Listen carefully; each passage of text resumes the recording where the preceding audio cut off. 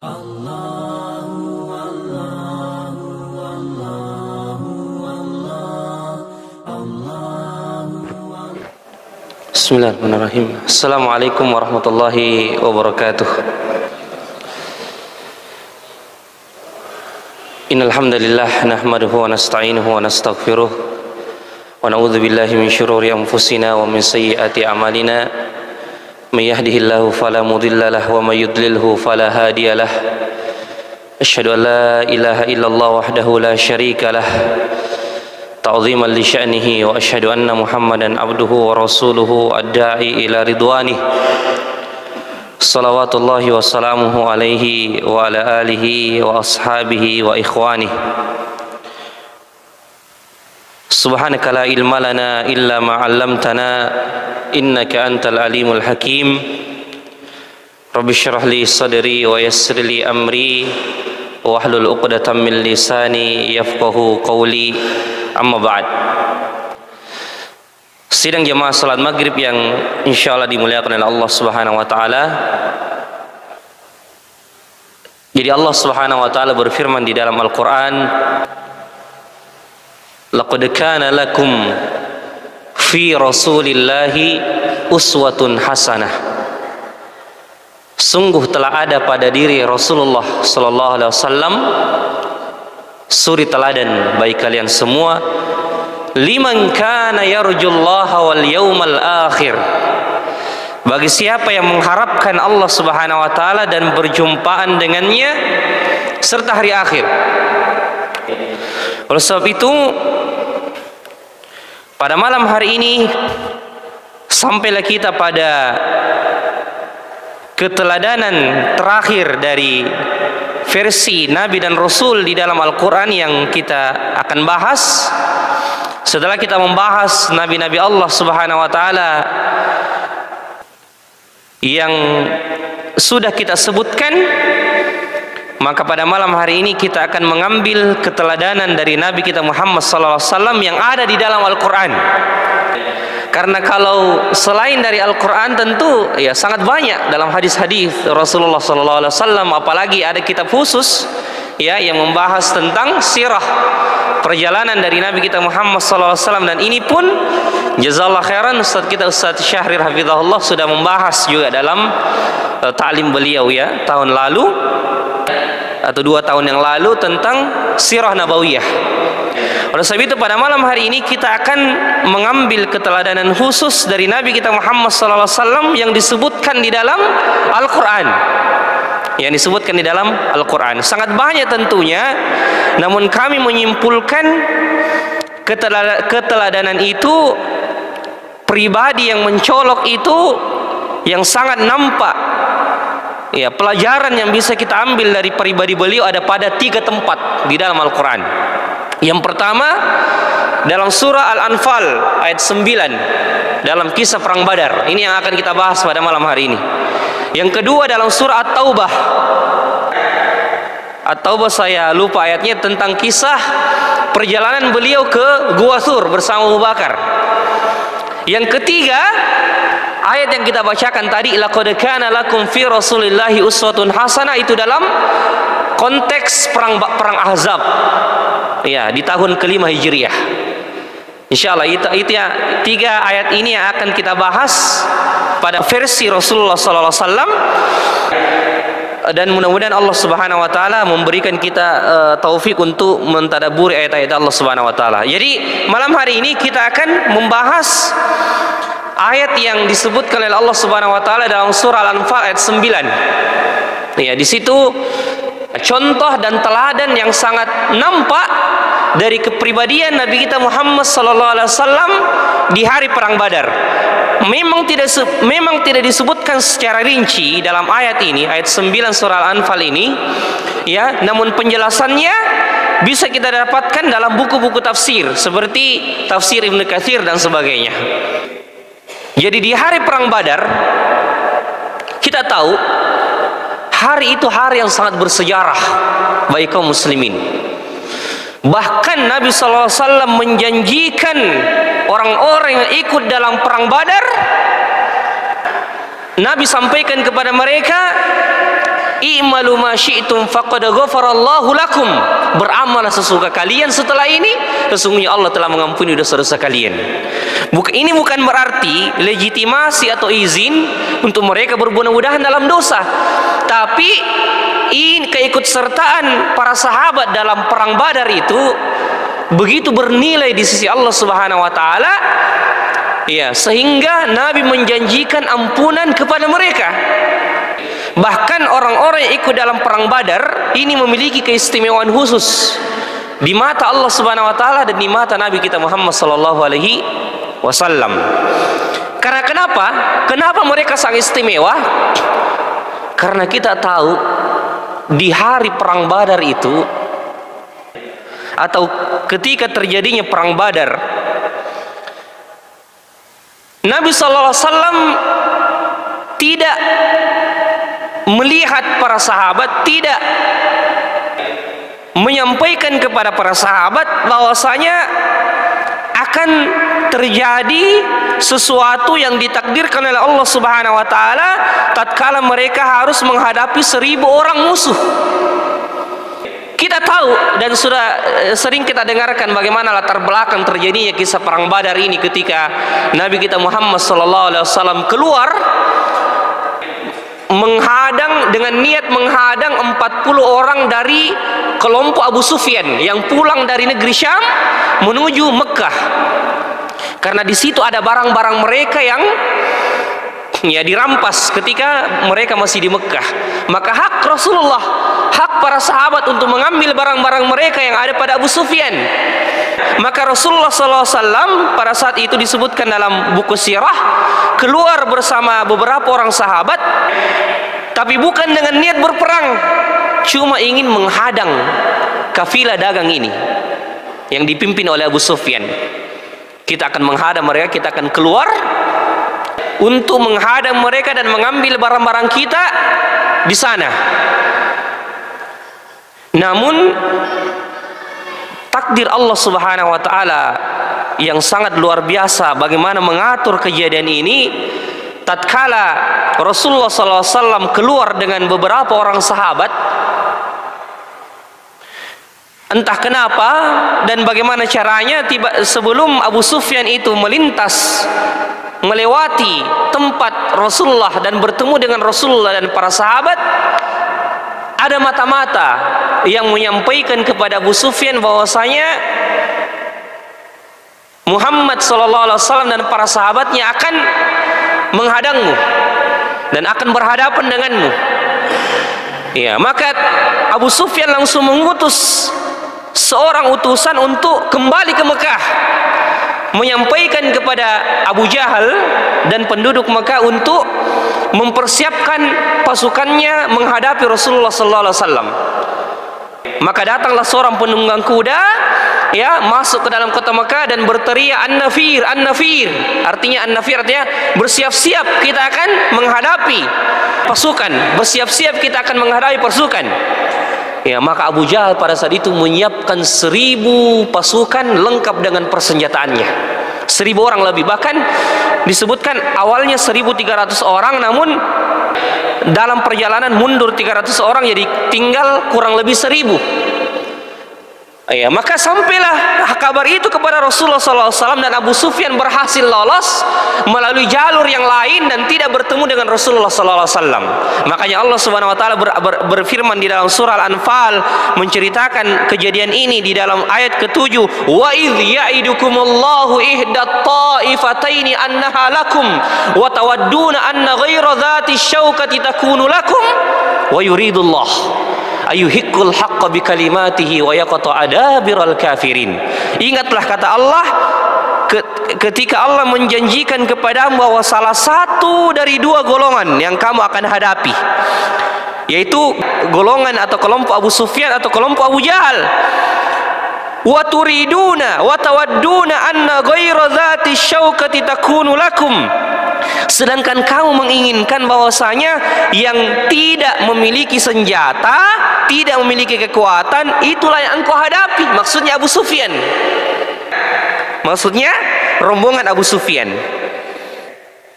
Tapi Allah mentakdirkan mereka harus, Rasulullah dan para sahabat yang kurang lebih pada saat itu 300 orang atau kurang dari itu, justru ditakdirkan bertemu dengan kelompok Abu Jahal yang 1000 orang. Dan bayangkan, ini perang pertama yang terjadi pada saat itu, perang besar maksudnya ya, perang yang paling besar yang terjadi ya dalam sejarah, Yaum Badar, perang Badar ini ya. Maka bisa kita bayangkan ya, bagaimana keadaan para sahabat pada saat itu yang belum ada persiapan, persenjataan tidak lengkap, harus menghadapi 1000 orang dari pasukan Abu Jahal, berbanding 3 kali lipat. 300 melawan 1000 itu secara akal tidak, apalagi ya Rasulullah pada saat itu tidak ada persiapan yang matang, tidak ada persenjataan yang siap. Mungkin mereka hanya membawa pedang-pedang, tombak-tombak yang seadanya saja. Maka akhirnya Rasulullah SAW bermusyawarah dan mengatakan kepada para sahabat pada saat itu, asyiru ilayya ayyuhal qaum, berikanlah pendapat kalian wahai para kaum, berikanlah pendapat kalian wahai para kaum. Maka berdirilah Abu Bakar, Umar mengatakan, ya Rasulullah, kami akan setia bersamamu dalam keadaan apapun, majulah dan kita hadapi. Tapi Rasulullah mendengarkan jawaban dari Abu Bakar dan Umar, belum tenang. Rasulullah masih meminta, Rasulullah masih menginginkan pendapat dari para sahabat. Maka berdirilah ya seorang sahabat dari Ansar, saya lupa namanya, kalau bukan Sa'ad bin Mu'adz atau sahabat yang lain dari kalangan Ansar.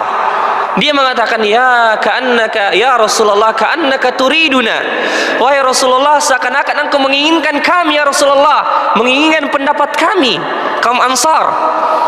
Maka kami akan mengatakan kepadamu ya Rasulullah, berangkatlah dan kami akan bersama di belakangmu. Kami tidak akan mengatakan perkataan kaum Bani Israel kepada Nabi Musa tatkala Nabi Musa memerintahkan mereka masuk ke dalam kota Palestina.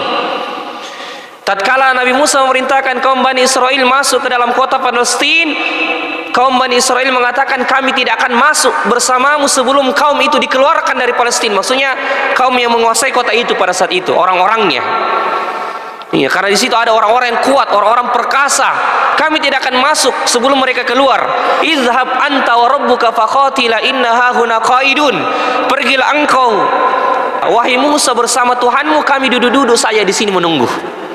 Itu kata kaum Bani Israil. Maka mereka dihukum tidak bisa masuk Palestina dan tersesat di padang pasir selama 40 tahun. Dalam dalam kisah surah Al-Baqarah disebutkan itu. Kita kembali, maka sahabat ini mengatakan, kami tidak akan mengatakan perkataan kaum Bani Israil ya Rasulullah, tapi kami akan mengatakan, izhab anta wa rabbuka faqatila inna ma'akum muqatilun. Pergilah engkau bersama Tuhanmu ya Rasulullah, kami bersamamu di belakang. Maka baru Rasulullah tenang pada saat itu, memantapkan hatinya setelah bermusyawarah dan menyerahkan segala urusannya kepada Allah Subhanahu wa taala. Yang menarik di sini, ketika singkat cerita ya, kita singkat, tidak mungkin kita ceritakan semua. Singkat cerita, tatkala mereka sudah memantapkan hatinya untuk menghadapi pasukan Abu Jahal yang 1000 orang itu, yang datang dari Mekah menuju lembah Badar, maka Rasulullah SAW di malam harinya berdoa sampai menjelang waktu subuh. Bahkan ketika di pagi harinya, ketika dua pasukan itu sudah bertemu, dua kubu sudah bertemu, Rasulullah masih saja mengangkat tangannya. Dan inilah yang akan kita ceritakan dan ambil teladan dari Nabi kita Muhammad SAW. Para sahabat di malam hari perang Badar, malamnya sebelum terjadi perang Badar pagi harinya, Allah katakan, idh yughashshikumun nu'asa amanatan min. Ingatlah ketika Allah menurunkan rasa kantuk kepada kalian ya, untuk menjadikan rasa aman dan rasa tentam di dalam hati-hati kalian. Maka mereka ditidurkan, para sahabat semua ditidurkan di malam perang Badar. Tidak ada rasa gelisah, tidak ada berpikir, semua ditidurkan dan diberikan rasa kantuk oleh Allah. Kemudian Allah mengatakan, wa yunazzilu 'alaikum minas sama'i ma'an liyutahhirakum bih. Dan Allah menurunkan hujan yang tidak terlalu lebat ya pada hari dan atau pada malam perang Badar itu, agar kalian mengambil manfaat dari air hujan itu.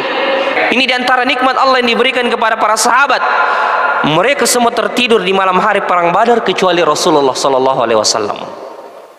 Rasulullah salat, berdoa, bahkan digambarkan doanya Rasulullah, permintaannya Rasulullah, pengharapannya Rasulullah SAW pada malam perang Badar atau hari perang Badar itu beda dengan hari-hari yang lain. Beda dengan pengharapan, permintaan dan doa-doa yang lain, beda. Di sini digambarkan oleh para ulama bagaimana Rasulullah betul-betul seperti seorang anak kecil merengek kepada bapaknya. Bagaimana kalau ada anak kecil itu ingin sekali minta sesuatu kepada bapaknya, menangis di kakinya, di lututnya, meminta-minta, mengharap, ya. Maka Rasulullah SAW pada saat itu digambarkan berdoa dengan mengangkat tangannya. Bahkan dia Rasulullah tidak seperti biasanya mengangkat. Rasulullah mau berdoa ya mengangkat seperti ini saja, tapi di hari perang Badar disaksikan oleh Abu Bakar, Rasulullah sampai mengangkat setinggi-tingginya seperti ini, seperti kalau beliau meminta dalam salat istisqa. Jadi kalau salat istisqa, salat meminta hujan, setelah Rasulullah memimpin salat kemudian berkhutbah, itu tata cara panduan salat istisqa. Setelah berkhutbah, Nabi membalik selendangnya dengan harapan dan rasa optimis bahwasanya keadaan juga akan terbalik. Tadinya tidak hujan, mudah-mudahan setelah ini menjadi hujan, ya. Maka Rasulullah mengangkat tangannya sampai kelihatan ketiak putihnya oleh para sahabat ya radhiyallahu taala anhum dalam meminta hujan pada salat istisqa. Maka di hari perang Badar juga seperti itu. Rasulullah seperti kalau salat istisqa, meminta betul-betul kepada Allah, merengek, mengharap, bahkan sudah semalaman beliau meminta. Di harinya, di hari bertemunya pasukan juga Rasulullah meminta. Maka kita akan sebutkan di sini. Kita bacakan dulu ayatnya di ayat ke-9 dan kita akan mengambil pelajaran besar bagaimana adab Rasulullah dan bagaimana perasaan Rasulullah, keyakinan Rasulullah dalam berdoa kepada Allah Subhanahu wa taala. Allah Subhanahu wa taala berfirman di ayat ke-9, A'udzubillahi minasyaitonir rajim. إذ تستغيثون ربكم فاستجاب لكم أني ممدكم بألف من الملائكة مردفين وما جعله الله إلا بشرى ولتطمئن به قلوبكم وما النصر إلا من عند الله وما النصر إلا من عند الله إن الله عزيز حكيم. Kalau kita baca ini ayat 9 dan 10 dari surah Al-Anfal dengan penuh perenungan, saya yakin kita akan meneteskan air mata. Coba kita lihat baik-baik. Allah Subhanahu wa taala berfirman, "Ittastaghitsuna rabbakum." Ingatlah ketika engkau memohon pertolongan kepada Tuhanmu. Istighatsah sudah dijelaskan, mungkin meminta pertolongan kepada Allah dalam kesusahan, dalam meminta agar urusan itu diberikan jalannya, diberikan ya, dihindarkan dari keburukan dan diberikan jalannya. Istighatsah, ya. Allah mengatakan, "Istastaghitsuna rabbakum." Ingatlah ketika kamu mohon pertolongan kepada Tuhanmu di hari perang Badar tersebut. Dan kita akan jelaskan di sini dalam tafsir Ibnu Katsir disebutkan rinciannya, penjelasan dari ayat ini. Saya akan bacakan di sini. Ketika Allah Subhanahu wa taala menyebutkan, atau Ibnu Katsir menyebutkan penjelasan ayat ini, "Istastaghitsuna rabbakum." Ingatlah tatkala engkau meminta pertolongan kepada Tuhanmu. Ibnu Katsir dari Umar bin Khattab radhiyallahu taala anhu berkata, "Lamma kana yaum Badar," ketika hari perang Badar, "Nazara Rasulullah sallallahu alaihi wasallam ilal musyrikin wa hum alf." Rasulullah sallallahu alaihi wasallam melihat kepada orang-orang musyrik dan mereka berjumlah 1000 orang. Wa ashabuhu 319 rajulan, dan para sahabatnya hanya berjumlah 319 orang kurang lebih.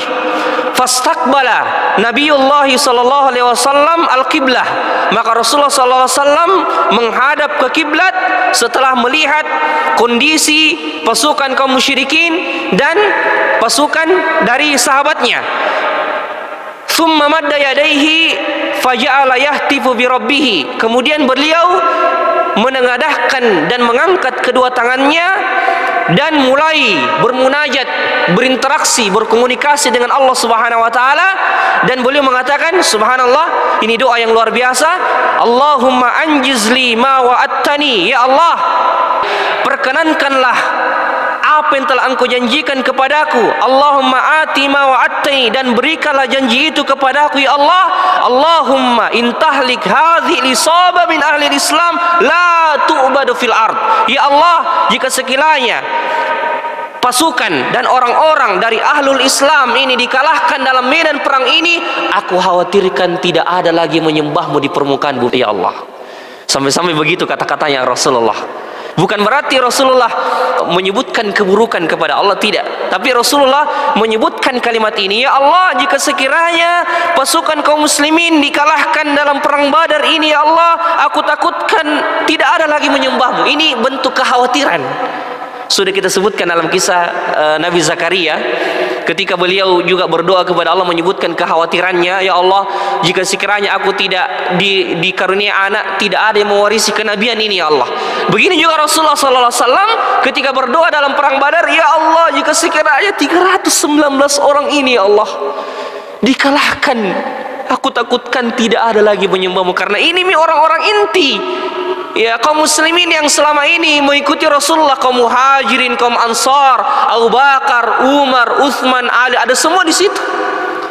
Maka kalau ini mati, Allah, siapa lagi akan menyembahmu, ya Allah? Ya, meskipun kita tahu akan datang orang-orang Islam dengan izin Allah Subhanahu wa taala, tapi Rasulullah menampakkan kekhawatiran. Subhanallah.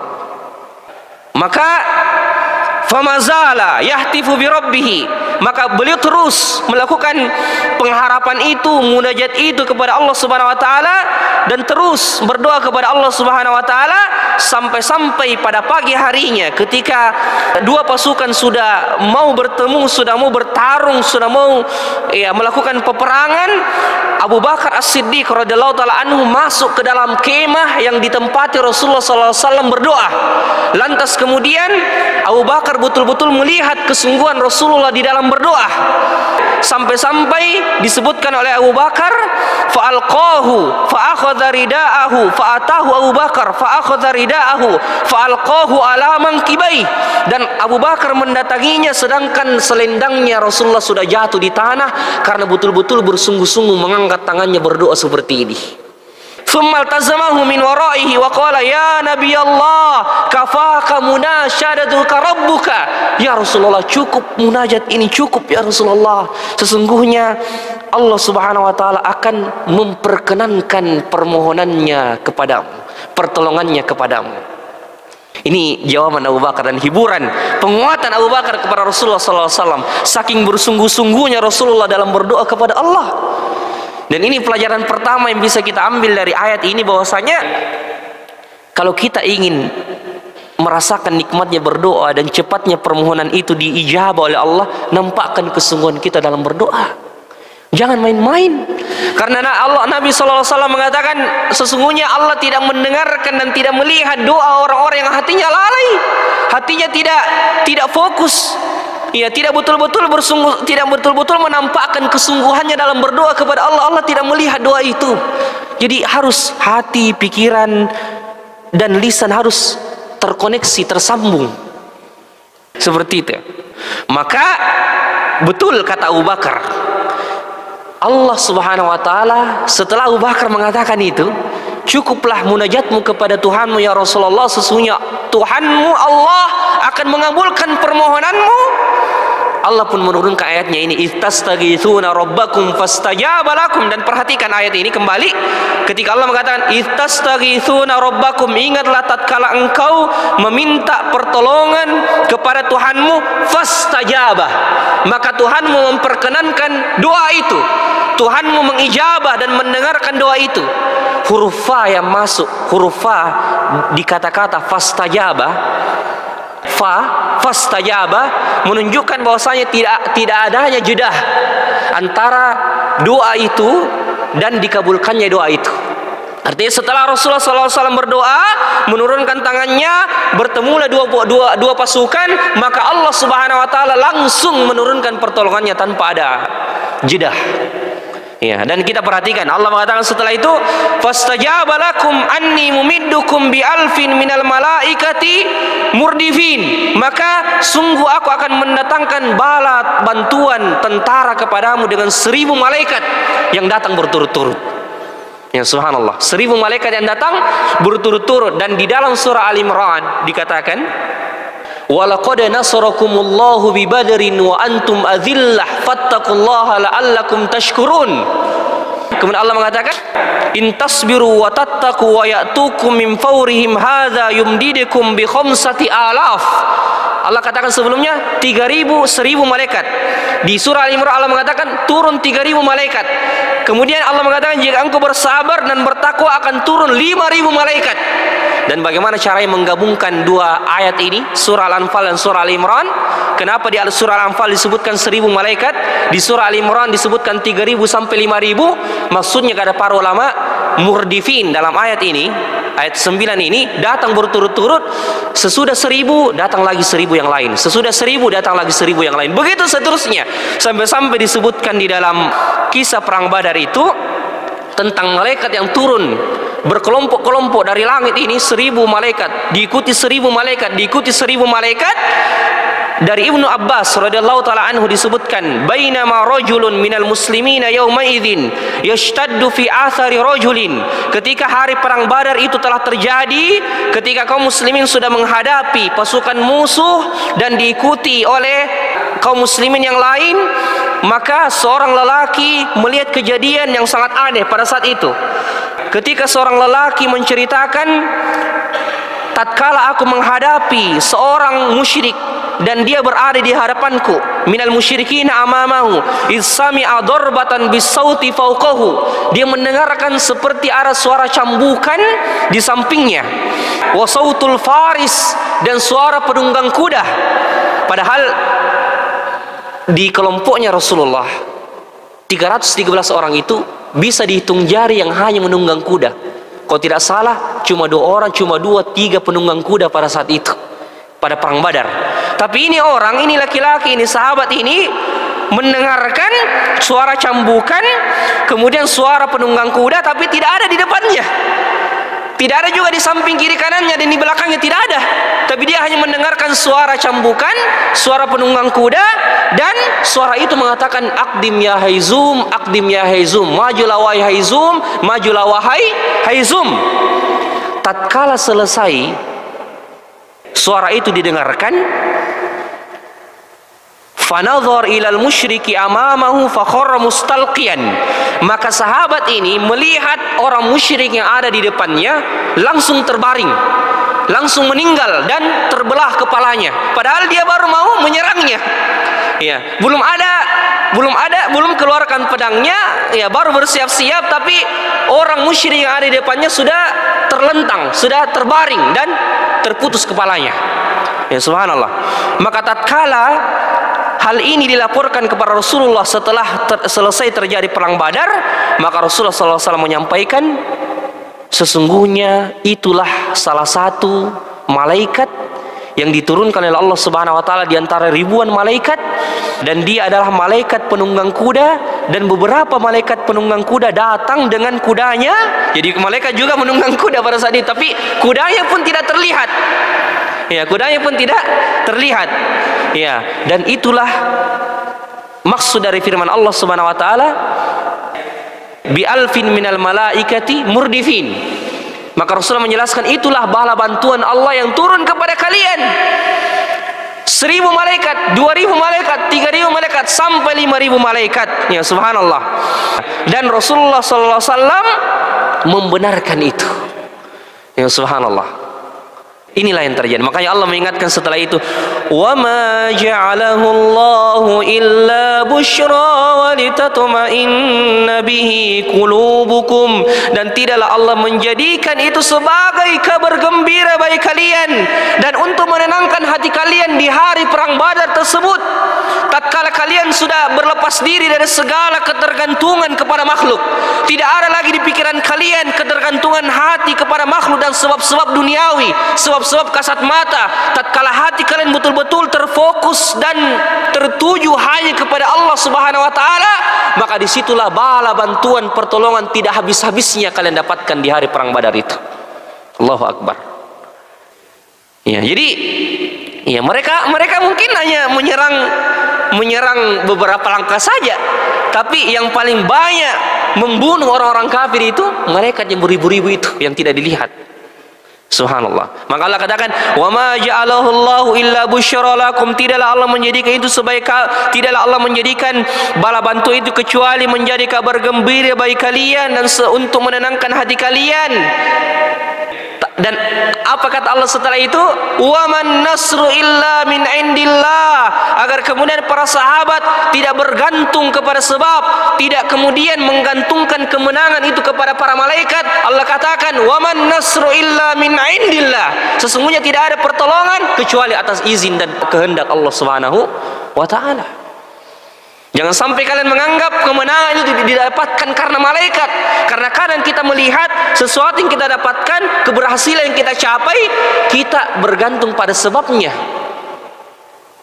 Oh, kalau bukan karena dokter ini, tidak mungkin sembuh anakku. Itu kan bergantung pada sebab. Bahkan ini perkataan termasuk syirik kecil. Kalau kita mengatakan dokter yang sembuhkan, kita lupa siapa yang menyembuhkan, ternyata Allah. Ya, maka Allah pun mengingatkan, tatkala ada peluang bagi para sahabat terlalu bergantung pada sebab, mungkin saja di antara mereka bergantung pada para malaikat. Allah ingatkan, "Wa man nasru illa min indillah." Tidak ada pertolongan kecuali dari Allah Subhanahu wa taala. Innallaha azizun hakim. Sesungguhnya Allah Maha perkasa lagi Maha bijaksana.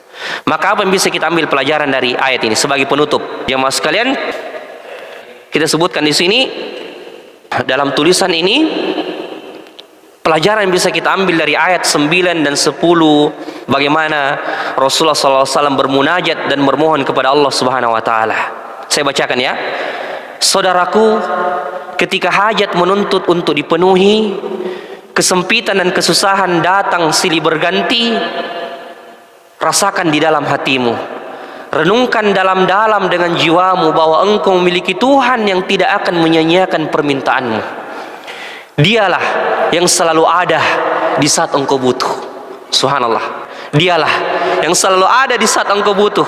Yakinlah bahwa kekuasaan dan keagungannya akan diperlihatkan di depan matamu. Sungguh kedekatanmu yang tulus kepadanya dalam meminta membuat Tuhanmu akan menyambut permintaan itu dengan sukacita, dengan gembira, karena Ia adalah Tuhan yang tidak akan pernah menyia-nyiakan sedikit pun amalan dan permintaan seorang hamba kepadanya.